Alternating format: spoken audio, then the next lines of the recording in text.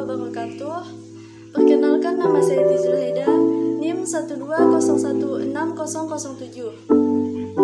Baiklah, di sini saya akan melanjutkan sedikit penjelasan materi tentang konsep manajemen pemasaran Islam. Konsep manajemen pemasaran Islam ini berkaitan dengan Quran Surah Al-Jum'ah ayat 10, yang artinya, apabila sholat telah dilaksanakan, maka bertebaranlah kamu di bumi. Carilah karunia Allah dan ingatlah Allah banyak-banyak, agar kamu beruntung.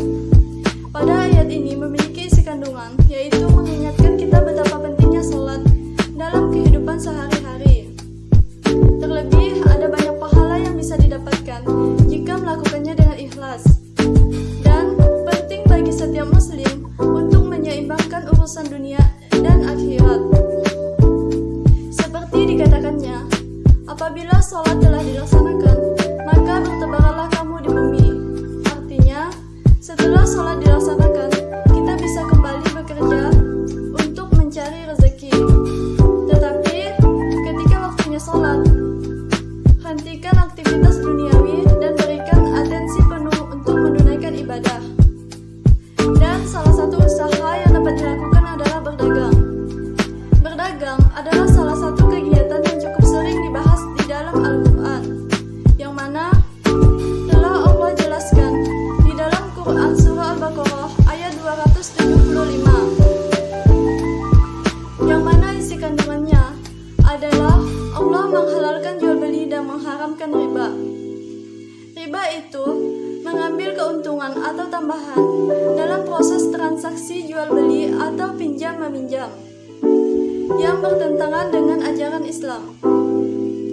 Misalnya, seseorang meminjam uang di bank sebesar 2 juta rupiah, lalu pihak bank memberikan bunga sebesar 5%. Nah, bunga itulah yang disebut dengan riba. Macam-macam riba. Yang pertama itu riba fadli, yaitu jual beli atau tukar menukar barang yang sama jenisnya namun berbeda ukurannya. Yang kedua, riba qardi, yaitu yang dihasilkan oleh tambahan atau pengembalian pinjaman yang disyaratkan kepada peminjam.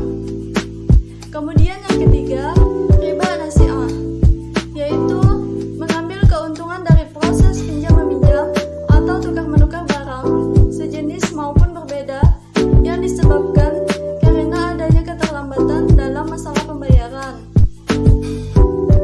Kemudian yang keempat, riba iyad, yaitu pengembalian keuntungan dari hasil jual beli yang disertai dengan penundaan serah terima barang. Kemudian pemasaran Islam atau pemasaran syariah adalah disiplin bisnis strategi yang mengarahkan proses penciptaan, penawaran, dan perubahan value dari suatu inisiator kepada stakeholders, yang dalam keseluruhan prosesnya sesuai dengan akad dan prinsip-prinsip muamalah dalam Islam. Karakteristik pemasaran Islam ada 4, yaitu yang pertama, teetis atau rabaniyah, yang kedua, etis atau akhlakiyah, yang ketiga, realistis atau al-waqi'iyah, yang keempat, humanistis atau insaniyah.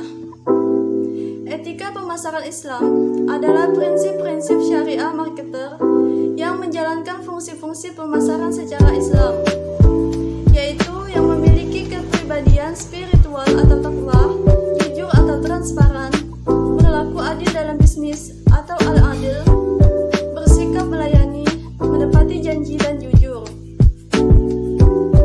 Prinsip etika pemasaran Islam yang pertama, keadilan, yang kedua, menjaga kualitas produk, yang ketiga, sadar dengan perkembangan zaman, yang keempat, jujur dalam mengukur kualitas dan kuantitas, yang kelima, khiyar dalam jual beli, yang keenam, memasarkan barang dengan ikhlas dan tulus, yang ketujuh, fungsi dan manfaat, yang kedelapan, amanah, yang kesembilan, berusaha dan ikhtiar, yang kesepuluh, ada keterbukaan pada pelanggan, yang ke-11, tidak memasarkan riba.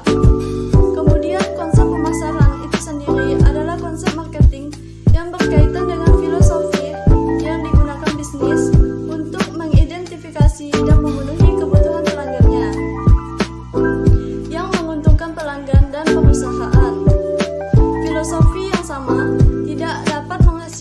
keuntungan bagi setiap bisnis, karena bisnis yang berbeda menggunakan konsep pemasaran bisnis yang berbeda juga, yang disebut filosofi manajemen pemasaran. Baiklah, mungkin sekian yang dapat saya jelaskan. Kurang lebihnya saya mohon maaf. Assalamualaikum warahmatullahi wabarakatuh.